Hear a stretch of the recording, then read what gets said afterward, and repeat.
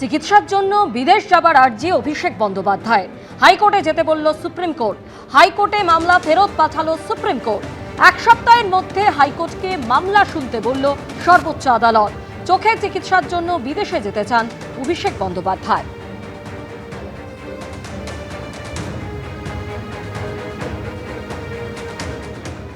এদিকে বিদেশে অভিষেক বন্দ্যোপাধ্যায়ের চোখের চিকিৎসা করতে যাওয়ার এই আবেদন নিয়ে কটাক্ষ করলেন পুর নগর উন্নয়ন মন্ত্রী অগ্নিমিত্রা পাল। তিনি বলছেন, আয়ুষ্মান ভারতে ব্যবস্থা করে দেবো, ডায়মন্ড হারবারে ভালো হাসপাতাল আছে। পালাতে চাইছে বোধহয়, পালাবার কোনো জানে যে যা মোটামুটি কীর্তি করে রেখেছে কুকীর্তি, তাতে যে কোনো সময় যা কিছু ঘটতে পারে। আমি জানি না উনি কেন এত রয়েছে। আমরা তো বলেছি আয়ুষ্মান ভারত ব্যবস্থা করে দেবো, তার যদি টাকা পয়সার অভাব থাকে। সিস্টেমেরও অভাব নেই। ডায়মন্ড হারবার মডেলে তো ভালো সরকারি হাসপাতাল আছে। একটা বেড শেয়ারও করতে হবে না, আমাদের মতো মানুষদের বেড শেয়ার করতে হয়। একটা বেডের মধ্যে দুজন পেশেন্ট থাকে।